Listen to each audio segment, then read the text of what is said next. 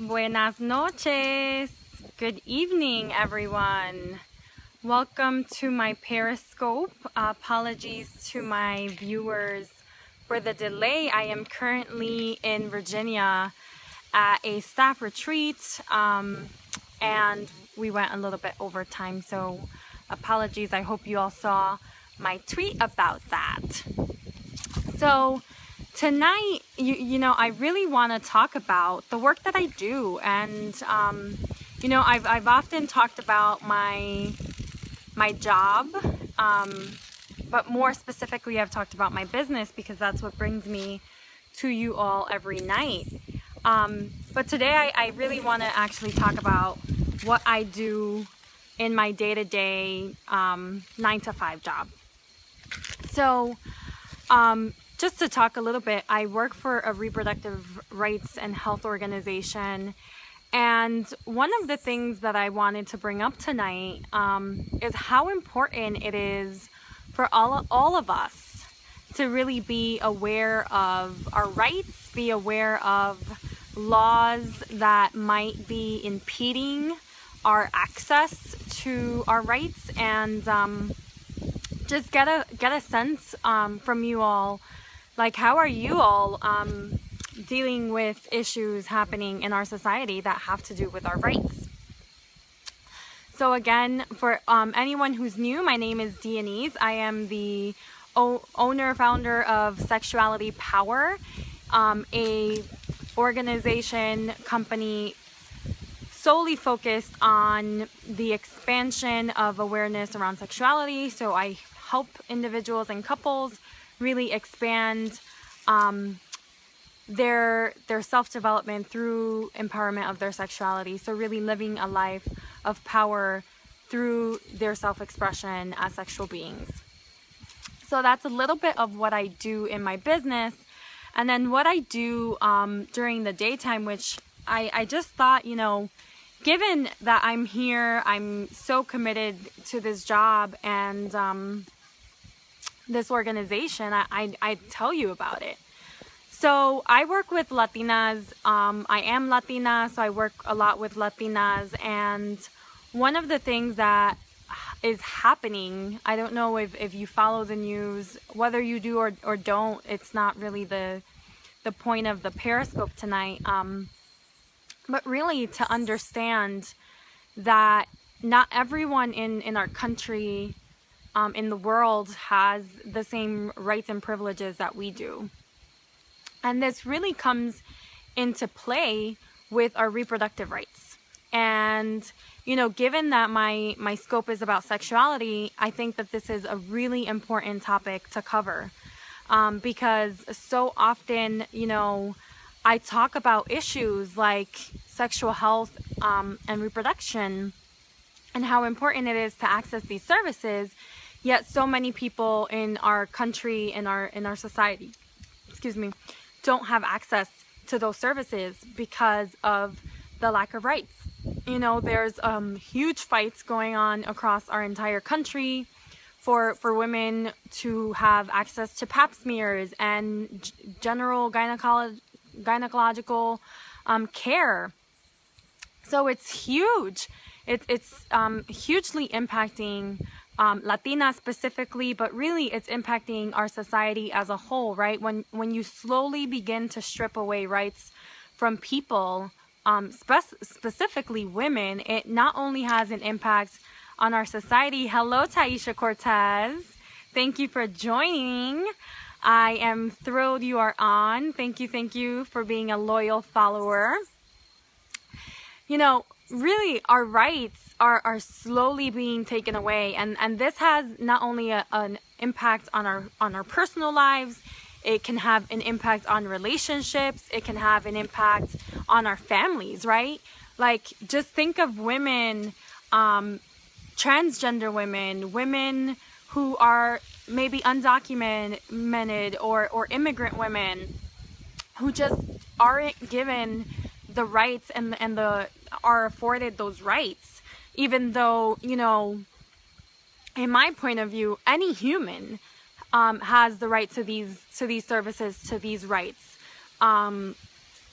So it's really a huge shame that we aren't talking about this more, that we've become so complacent as a society around our rights. And really, we take them for granted, right? We take for granted that, you know, I can go to the gynecologist, and you know, earlier this week I shared that I was able to go to the gynecologist, but also shared how a lot of women don't even have access because there is no gynecologist in their county. There is no gynecologist in their state sometimes, you know. Slowly but surely, clinics are being closed down. Funding is being cut across the board due to, you know, legislative budgets, congressional budget. You know, there's just so much that is impacting our rights. And as people, as human beings, we should all really care about this, because it's really impacting how we raise our families, how we coexist, right? You can't really have a healthy, dynamic sexual relationship if you don't have access to healthcare, and if your reproductive system is shutting down and you're having blockages and health concerns. How can you really have a fulfilling sex life? How can you have a fulfilling relationship when there's blockages and barriers that are systemic, right? And that's one of the things that I really wanted to bring up, is that this is systemic. This is happening. You know, it began at one state and now it's all over the country. So really, thank you, Taisha, for asking what can we do. What we can do is really take action, right? There's no better moment in time to take action than right now. We're coming up on a presidential election. You know, there's several Senate seats, House seats that are up for grab. And I encourage you all to really become engaged in the political process, and not from the position that, not from the position of, you know, am I Republican or Democrat? That's not what I'm talking about. I'm talking about, like, what do you want?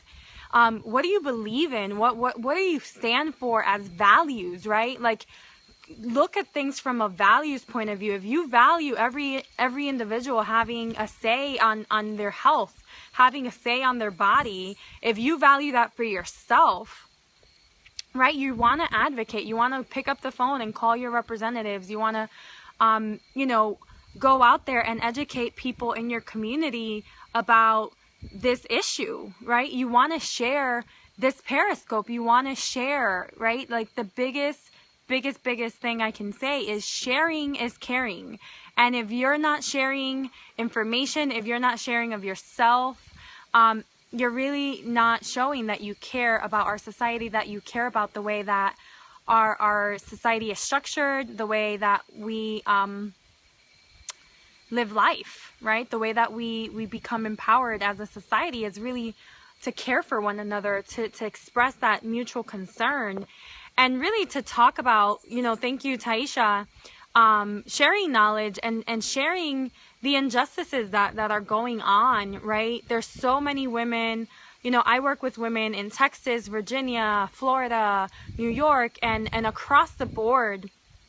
You see women who are really struggling to get healthcare, women who are struggling to feel empowered, right? So how can you really live a life of empowerment when you don't even have rights?